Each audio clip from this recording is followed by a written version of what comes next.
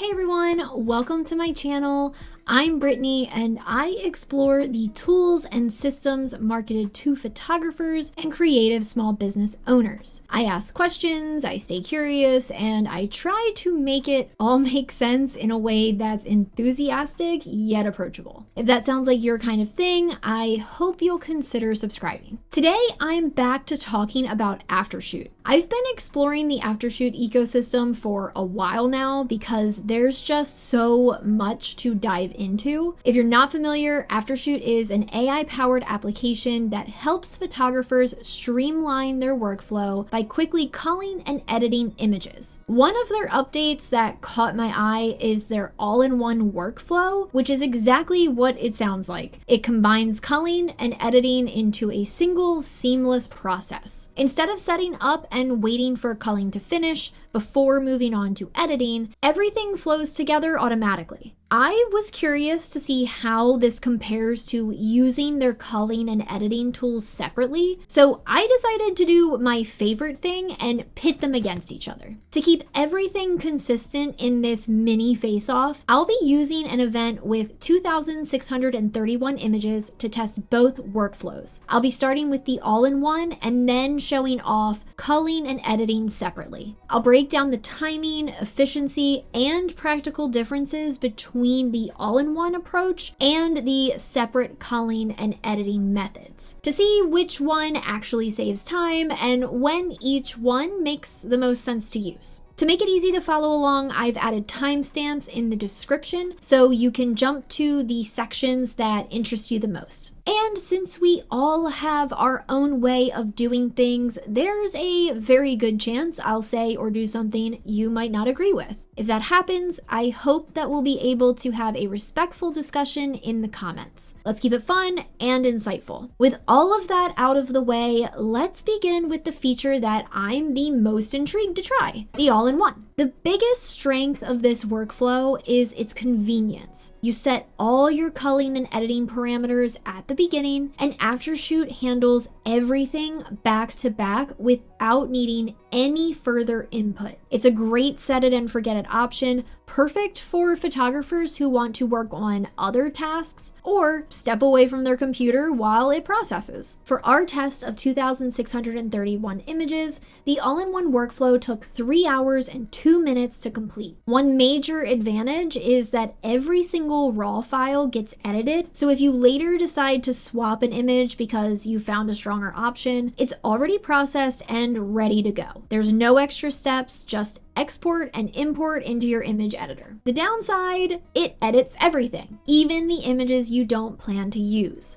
That means extra processing time spent on photos that will probably never see the light of day. Plus, you'll still need to go through and refine your selections because the culling can still pick something that you'd rather not deliver. If you're on a tight turnaround, that extra step can feel like overkill after spending the time on the whole workflow. But this isn't the only option within Aftershoot. So let's move forward and break down culling and editing separately. When I handled culling and editing as individual processes, the workflow was significantly faster. Culling the same 2,631 images took 40 minutes, and editing the trimmed down set of 1,015 images took another 48 minutes. That's a total of 1 hour and 28 minutes, almost half the time of the all-in-one option. The biggest advantage here is efficiency. You're only editing the images you actually want or need. By refining your cull before moving to the editing phase, you cut out unnecessary processing time and keep your workflow more flexible and adaptable. It also gives you more control since you can fine-tune selections first. Your final set is as polished as possible before you start making edits. The biggest trade-offs, though, are that you have to keep an eye on when one process ends so you can start the next, which requires a bit more manual attention than the all-in-one workflow. And if you later realize you need an alternate image, you'll have to go back into Aftershoot, pull the raw file, and edit it manually. That's not a big deal if it's just 1 or 2 images, but if you suddenly need a whole batch of raws for whatever reason, it can get tedious fast. So while this method saves time up front, there's always the chance of an extra step down the line. Whether that's an issue is dependent on how often you find yourself distracted or reaching for alternate images post-cull. The big question here is which workflow makes the most sense to use. That really depends on how you like to work. If you're busy juggling multiple projects, or you're so sick of seeing your computer screen and just need a hands-off approach, the all-in-one option is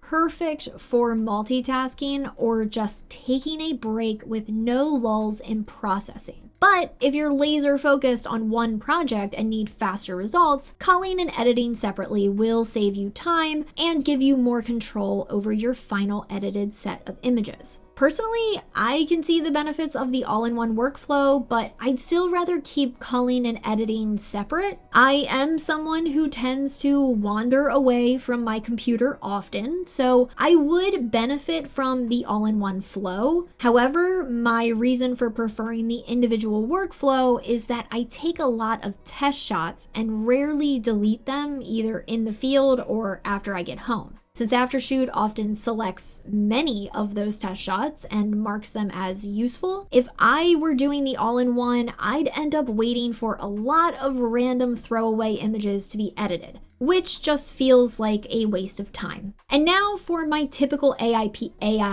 why can I not say that together? And now for my usual AI PSA. No matter which method you use, you'll still need to check the AI's work, review duplicates, refine the selections, and make sure everything looks great. While this will add some time to your processing, the AI should still save you considerably more time than doing everything manually. Both workflows have their strengths, and the right choice depends on your priorities, or what you think would be the most beneficial for your business. As always, I'm curious to hear your take. Are you seeing more benefit in the all-in-one versus the individual processes, or do you like to keep it separated? Let me know in the comments. And also, if you want to, let me know how long it typically takes you to cull and edit whatever type of photography you shoot, whether that's portraits, commercial, product, weddings, corporate, mention it all. Thank you so much for tuning in. I hope you'll consider liking, subscribing, and hitting that bell to be alerted whenever I release a new video. Thanks again, and I'll see you in the next one.